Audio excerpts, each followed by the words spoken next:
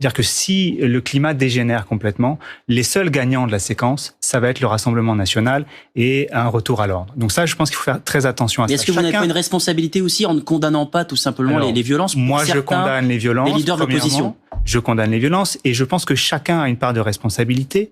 En premier lieu, ceux qui sont en responsabilité.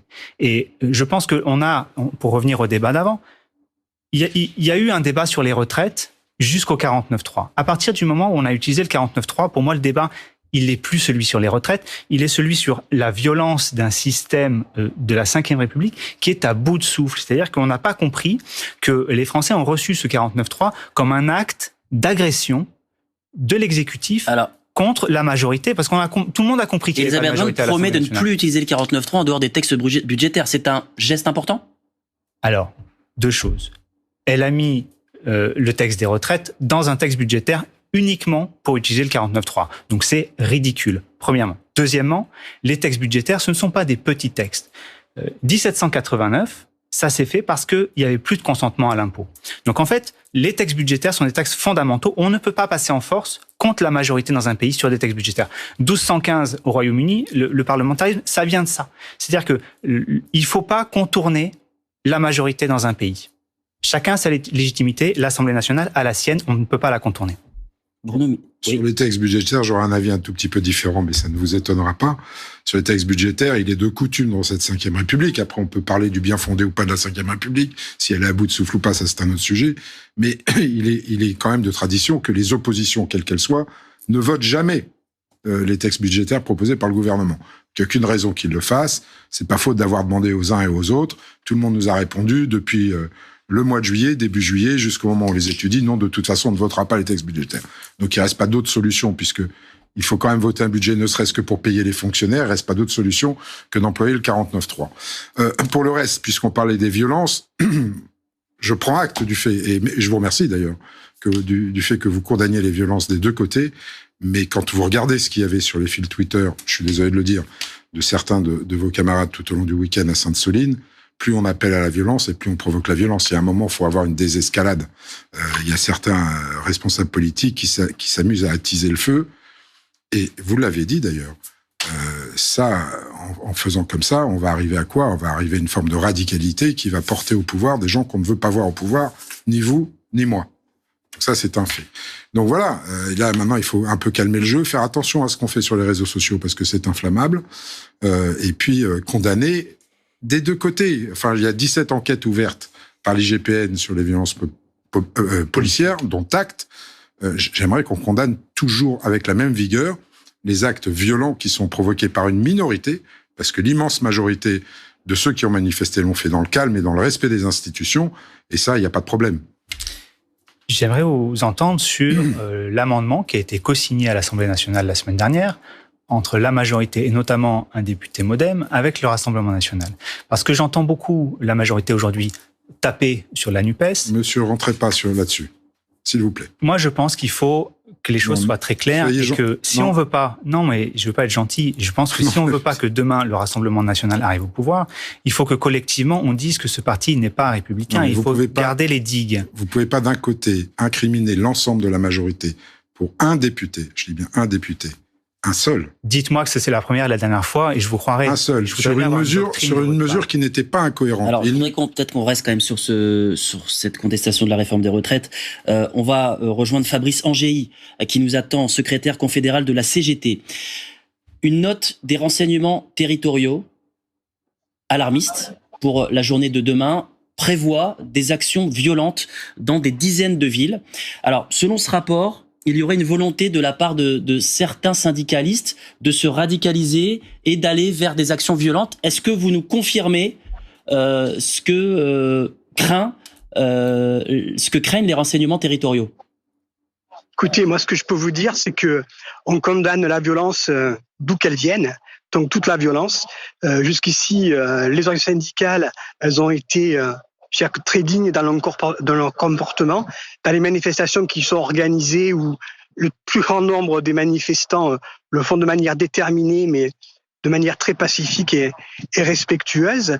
Donc nous, ce qu'on souhaite, c'est pas des craintes, c'est qu'il y ait un maximum de personnes, comme jusqu'à présent, des jeunes, des moins jeunes, des familles, de mettre dans les manifestations. Le sujet, c'est pas la violence. Le sujet, c'est le retrait de cette réforme ou sa non-promulgation. Et je crois qu'on a un gouvernement qui joue les pyromanes en la matière. Et il faut absolument aujourd'hui retrouver une paix sociale, civile, et je dirais même démocratique, en retirant ce texte. Jean-Jérôme. Oui, effectivement, il y a des interrogations sur la journée de demain, puisque les violences ont commencé après, effectivement, la volonté du gouvernement d'utiliser le 49.3 à l'Assemblée nationale, que ces violences vont crescendo. On a eu quand même 2 blessés graves en province, dont un militant de Sud qui a perdu son œil, une manifestante qui a perdu son pouce. Et puis il y a eu hier les violences, les heurts extrêmement violents à Sainte-Soline. On a toujours un manifestant qui est entre la vie et la mort. On a eu 27 gendarmes blessés. Donc il y a des grosses interrogations sur effectivement les violences possibles demain.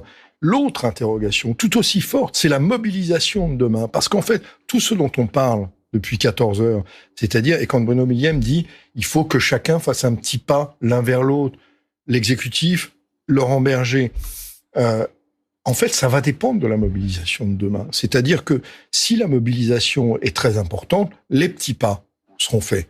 Si la mobilisation est moins importante, on peut penser que l'exécutif restera un peu droit dans ses bottes, plutôt partisan de l'ordre, plutôt partisan de la défense des institutions, moins partisan d'un compromis avec les organisations syndicales et en particulier Laurent Berger. Fabrice Angéi, vous êtes toujours avec nous. L'exécutif travaille sur une feuille de route pour apaiser la situation. Dans cette feuille de route, il y a de nouvelles réunions, si possible, avec les partenaires sociaux. Comment vous accueillez cette feuille de route et cette possible main tendue ? On l'accueille comme l'ensemble des organisations syndicales qui constituent l'intersyndicale. La main tendue, on la voit pas. Nous, on est prêt à discuter de tous les sujets, mais c'est pas, on va discuter d'autre chose et on laisse passer cette réforme. Aujourd'hui, elle n'est pas promulguée. Il y a un conseil constitutionnel qui est saisi. Il y a un référendum d'initiative partagée qui a été déposé aussi. Là, je parle du côté institutionnel et puis du côté social, il y a une mobilisation qui se poursuit et l'intersyndicale se réunira demain. Donc aujourd'hui, c'est pas attendez, ça c'est avalé, excusez-moi le terme, et on va parler d'autre chose. On voit bien que ça c'est un jeu de dupes, que ça ne fonctionne pas. Et c'est pas ce qui a soulevé cette colère donc citoyenne. On ne peut pas maintenir ce texte-là au risque de voir ce qui se passe et qu'on n'accepte pas. Je veux dire, personne ne peut cautionner aujourd'hui les questions, le tournant de la violence. Et quelque part, ça servirait, comme vous le dites, le gouvernement. La radicalité, c'est pas ça. La radicalité, c'est être un maximum en grève, être un maximum en manifestation et reconduire. Non, c'est ça. C'est pas des actes de violence que, encore une fois, nous ne cautionnons pas et que même nous condamnons. On n'est pas là sur une politique de main tendue. Moi, je vous ramènerai au propos qu'a tenu Monsieur Véran sur cette réforme elle est passée, on va avoir d'autres réformes impopulaires. Le temps de réforme s'arrête pas. Vous croyez que c'est pas des mots qui sont susceptibles d'enflammer, y compris les propos qu'a tenu Madame Borne au Congrès d'Horizon. Je crois que là, c'est, excusez-moi le terme, se foutre de la gueule des syndicalistes comme on se fout de la gueule de la démocratie. On met de côté cette réforme et nous on est prêts à discuter, mais on le demandait depuis longtemps, du travail, des conditions de travail. Vous savez, on devait engager un grand débat sur le sens du travail à partir des travailleurs de la seconde ligne et de la pandémie du Covid. Vous l'avez vu arriver, vous ? Nous, non.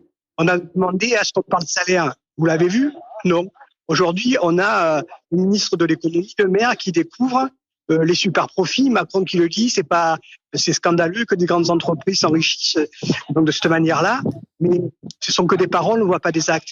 Donc le premier acte, c'est on met de côté cette réforme et nous on est prêts à discuter travail, reconnaissance du travail. Ces questions-là, on est demandeurs, on y sera, mais c'est pas accepter la réforme des retraites, on discute autre chose. Merci beaucoup Fabrice Angéi pour votre témoignage cet après-midi dans le fil info de France Info. Je reviens vers vous, Louis Marguerite. On vient d'entendre le secrétaire général de la CGT avec des mots fleuris nous dire qu'il ne croit pas à cette main tendue du gouvernement. Et c'est vrai que quand on voit les derniers propos d'Olivier Véran, la loi sur les retraites, elle est derrière nous. Et en même temps, vous devez défendre cette possible main tendue envers les syndicats. Non, mais d'abord, je mets pas du tout sur le même plan la violence qui s'est manifestée, qui s'est produite ce week-end et qui doit être condamnée unanimement, et la prétendue violence du 49.3. Je peux entendre l'émoi et l'émotion que ça a pu susciter, mais on est là où on est. Je note quand même qu'il y a eu aussi un vote de motion de censure, donc on peut pas dire que ce soit un déni démocratique, mais ça n'a strictement rien à voir. Et la violence, elle doit être condamnée sans un mais ou sans une conjonction de coordination à la suite de la phrase. Ça, c'est le premier point. Le deuxième point, c'est qu'il y a beaucoup de chantiers. J'insiste à nouveau, il y a l'accord national interprofessionnel dont je m'occupe avec d'autres collègues de la majorité. Nous allons transposer ce qui est le fruit d'un vrai dialogue social, alors qui n'a pas été très visible ces dernières semaines, et pour cause, puisque nous étions concentrés sur la réforme des retraites, mais il va s'agir là dans la loi de concrètement traduire l'esprit et la lettre de ce sur quoi se sont mis d'accord les organisations syndicales et patronales. Je note aussi sur les super-profits, les bénéfices exceptionnels, c'est toujours dur de les qualifier. Le président de la République a eu une parole en la matière. On va regarder quels sont les critères lorsqu'il y aurait un bénéfice exceptionnel. C'est d'ailleurs même dans l'accord. Donc, oui, il y a beaucoup de chantiers qui sont pas forcément tous très visibles, qui sont masqués par effectivement l'actualité et la colère du moment, mais sur lequel je crois que nous avons une responsabilité, et c'est la responsabilité de tous les élus, bien sûr de la majorité élargie, mais plus généralement de tous les élus, quels qu'ils soient, d'appeler à l'apaisement, d'appeler au travail, d'appeler au dialogue. C'est pas simple parce qu'il y a eu un moment de crispation évidemment, mais tous ceux qui ont une responsabilité d'influence dans la société, eh bien, sont responsables de ça. Et je note à nouveau que la France insoumise se distingue par une certaine façon une caution de la violence, qui au fond les arrange bien. Et voilà. Et donc moi, je dis pas que c'est simple, mais en revanche, il faut qu'on regarde très concrètement, chantier par chantier, tout ce qui peut être élargi, généralisé en termes d'expérimentation dans les entreprises ou ailleurs. Et je crois pas du tout que le dialogue s'arrête là. Au contraire, il doit redémarrer et s'amplifier. Bruno Millem, on l'a compris, donc Elisabeth Borne va ouvrir une séance de consultation étalée sur 3 semaines, d'après ce qu'on apprend, avec les parlementaires, les partis politiques, les représentants d'élus locaux.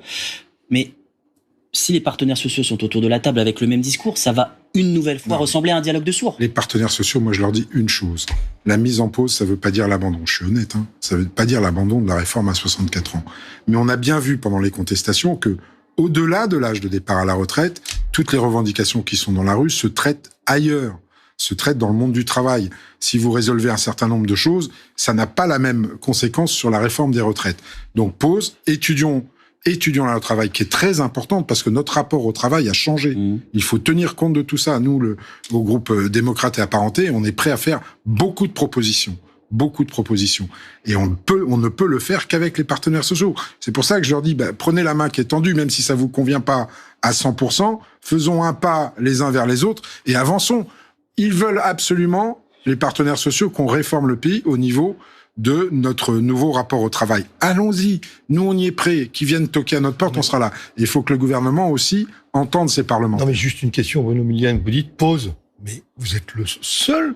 J'ai pas entendu un membre du gouvernement, a fortiori, ni Elisabeth Borne, ni Emmanuel Macron dire échappé que je suis pas au gouvernement. Oui, on met sur pause. Donc ça veut dire que le MoDem est d'accord pour dire à Laurent Berger, encore une fois, je répète, Jean-Jérôme Berthelus, pause, ça veut pas dire abandon. Oui, mais vous êtes d'accord même sur mettre sur pause? Mais de toute façon, de facto, on y est sur pause. Il y a le Conseil constitutionnel, on y est de facto. Le Conseil constitutionnel n'a pas rendu son avis. Derrière, il y a un référendum d'initiative partagée, qui n'est pas suspensif, je vous l'accorde. Mais si ça peut, dans les 3 semaines qui viennent, dans le mois qui vient, mettre de l'huile dans les rouages et qu'on puisse commencer à avancer, à résoudre des choses dans cette importante loi sur le travail, sur le plein emploi, qui permettent d'avoir des conséquences positives sur la réforme des retraites. Et puis ça permettra aussi à l'intersyndicale d'expliquer aux gens pourquoi ce qu'ils refusent au régime général, ils l'ont accepté pour le régime des complémentaires Agirc-Arrco. Parce que je vous rappelle, Agirc-Arrco, le point de bascule, il est à 64 ans, vous partez avant, vous avez une décote de 10%, et quand ils ont besoin d'augmenter les cotisations, ils les augmentent. Moyennant quoi, ce régime est parfaitement géré, co-géré, par les organismes paritaires, avec, par exemple, 6 milliards de réserves et 2,2 milliards d'excédents l'année dernière. Donc moi, j'ai toujours pas la réponse. À chaque fois que je pose la question à un syndicaliste, il est incapable de me répondre. Donc ça peut être une bonne question à leur poser aussi. Une pause sans retrait, est-ce que c'est une option intéressante, acceptable pour vous ? Pourquoi pas, mais simplement, la pause, elle doit venir de l'exécutif. On n'est pas de fait en pause, c'est-à-dire que là, on attend le Conseil constitutionnel et le référendum d'initiative partagée.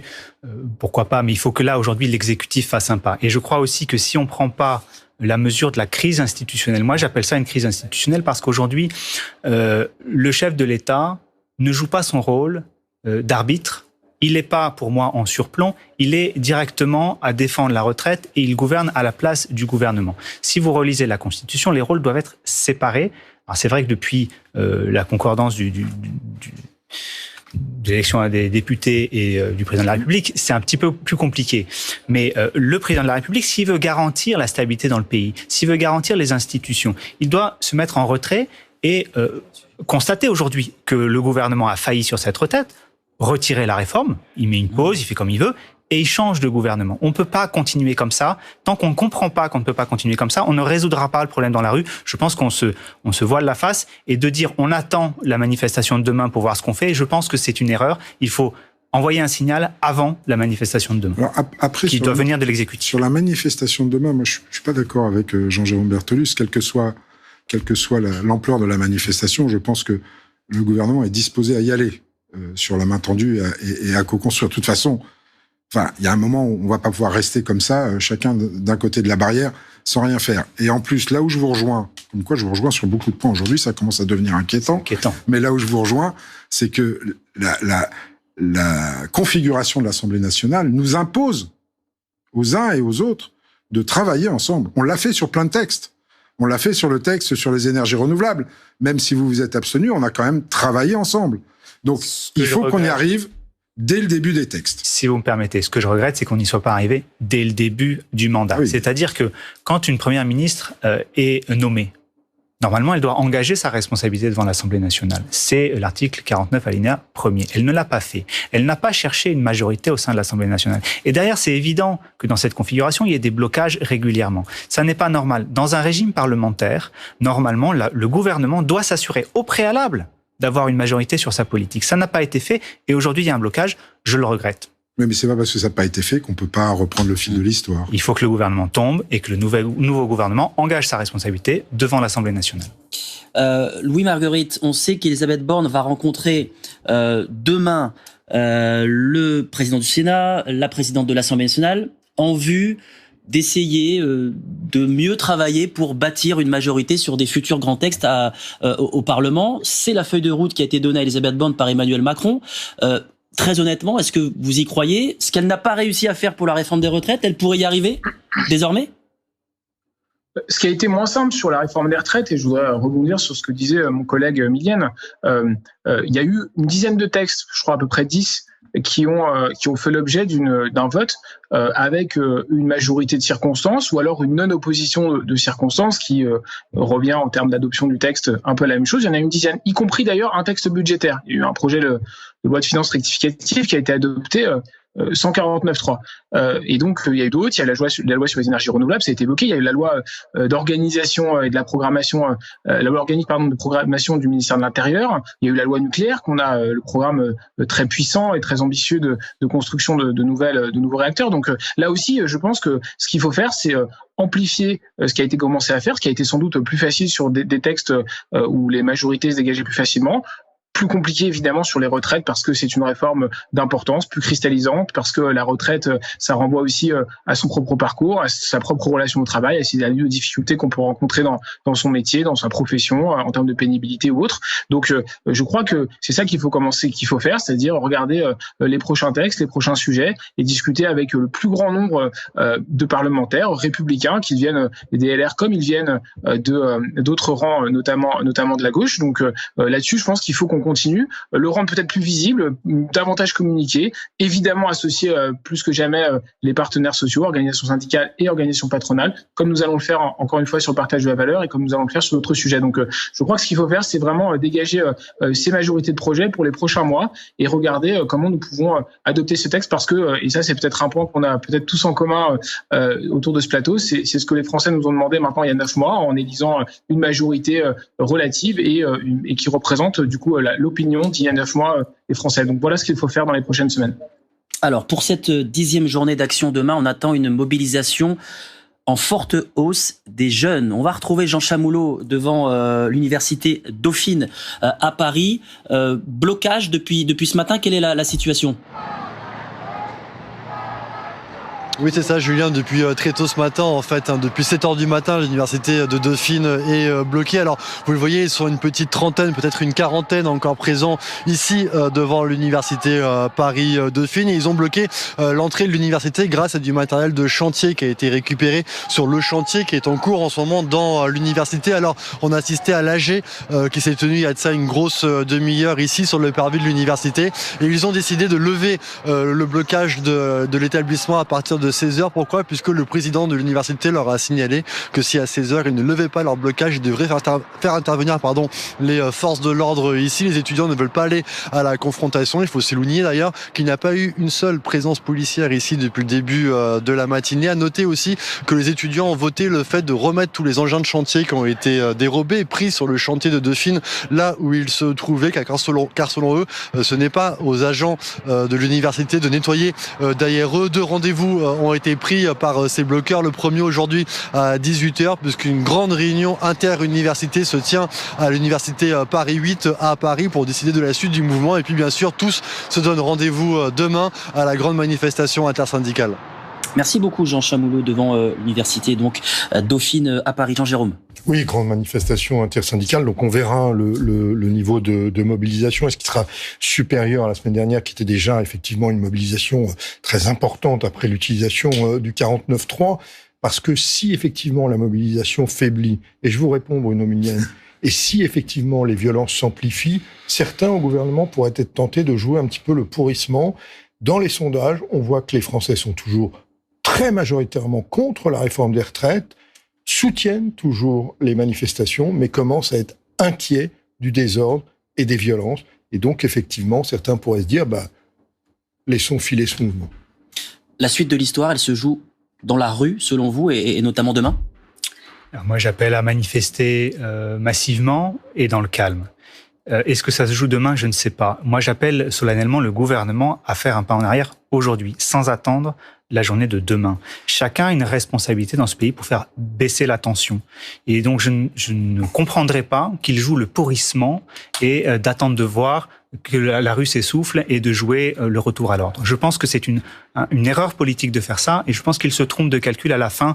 C'est pas eux qui ramasseront les bénéfices du désordre, ce sera le Rassemblement national. Donc, je pense qu'il faut vraiment revenir tout de suite à la raison, dès ce soir, faire des annonces. Un pas en arrière, une pause, quelque chose de cet ordre-là. D'un mot pour conclure, vous regardez d'un œil inquiet cette journée de demain ? Oui, surtout la mobilisation des jeunes, moi, qui m'inquiète. Il va falloir qu'on fasse très attention, il va falloir être très fin dans le maintien de l'ordre, ça, j'y tiens absolument. Et puis, dernière chose, je suis pas tout à fait d'accord avec mon collègue député, c'est qu'il y a une chose en cours, c'est l'avis du Conseil constitutionnel. Une fois qu'il aura été rendu, parce d'ici le 21 avril. Voilà, d'ici le 21 avril, il faut qu'on commence à avancer. Merci beaucoup à tous les quatre pour cette page consacrée donc à la réforme des retraites. Un petit peu plus de 14h30.